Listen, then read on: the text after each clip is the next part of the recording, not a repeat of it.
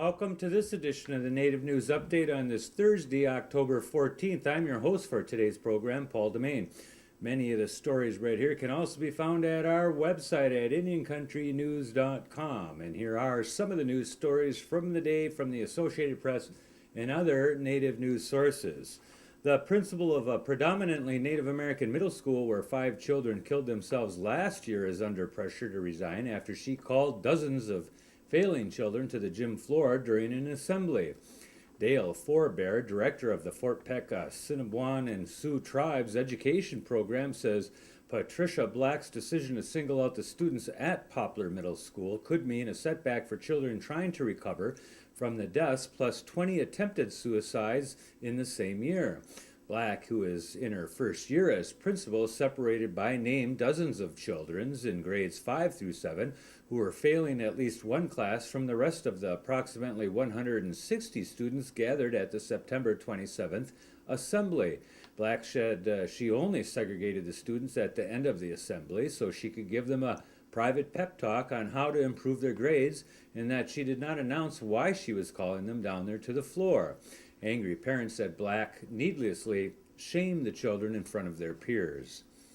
The Spirit Lake Tribe of North Dakota is asking a federal court to stop Benson County from closing voting sites on its reservation during the November election.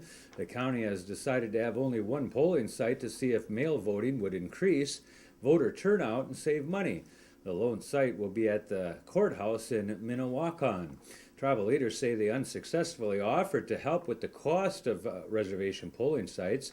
North Dakota Senator Byron Dorgan has also unsuccessfully lobbied the county to have a reservation voting site. Tribal Chairwoman Mira Pearson says having no reservation sites will hurt Native voting. County Auditor Bonnie Erickson has said that the reservation is not singled out, that other areas of the county also will not have polling sites.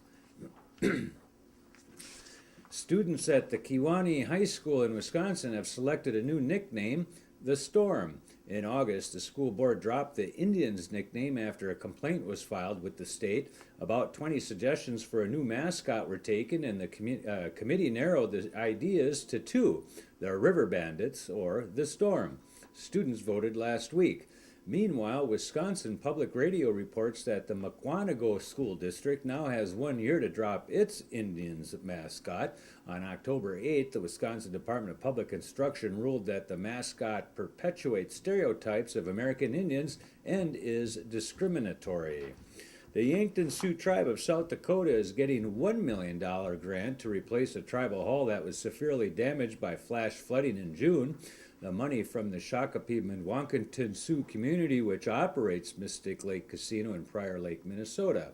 The tribal hall functions as an administrative building housing tribal programs and other services. The Shoshone-Bannock Tribes adds 4,097 jobs and $331 million in revenue to the state economy, according to a University of Idaho study. The Nez Perce, Courte, Cotoonee, Shoshone-Bannock, and Shoshone-Paiute tribes commissioned the study that looked at 2009 economic information. In preliminary results released in April, the study found that the 5 tribal nations in Idaho have an economic impact of more than $850 million. The final study isn't done and due out until spring. The Idaho State Journal reports that the Shoshone-Bannock group has already taken up preliminary findings about how much it affects the regional economy. Unemployment and poverty remain significant problems on reservation communities, though tribes, including the Shoshone-Bannock group, have expanded in recent years to include casino revenues as well as agricultural activities that traditionally form the backbone of their local communities. The Seneca Indian Nation's business development arm has made its first major deal since being formed to diversify the tribal economy beyond casinos and smoke shops. Seneca Holdings LLC announced it has acquired a controlling interest in Washington, D.C.-based wireless and telecommunications provider CTCOMM. Terms of the deal weren't disclosed. CTCOMM Chief Executive Kevin Slattery will retain the position in the renamed Seneca Telecommunications LLC. The Seneca Nation formed Seneca Holdings in June of 2009 and allocated $28 million over 5 years. The Western New York tribe is trying to branch out as its traditional businesses face challenges from New York State, including efforts to tax reservation cigarette sales to non-Indian customers. Sanford Health says it's getting a $7.1 million grant to help address American Indian health issues. The 5-year grant from the U.S. Department of Health and Human Services renews a previous 5-year commitment. Partners for the project include the University of South Dakota, the Aberdeen Area Tribal Chairman's Health Board, and the Sinte Galeska University. The money will be used for such things as recruiting American Indian students into health research fields and developing programs to address issues such as obesity amongst Native children. Fairbanks is hosting the 2010 Alaska Federation of Natives Convention this week, and sessions will be broadcast on television and by webcast.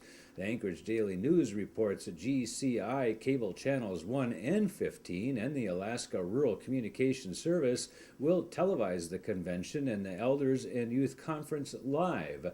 AFN sessions will also be broadcast from 9 a.m. to 5 p.m. on Thursday, Friday, and Saturday, with Kewaunee, Alaska covered from 7 p.m. until 11 p.m. on Thursday and Friday. Blueberry Productions, Inc. of Anchorage is producing the TV and the webcast.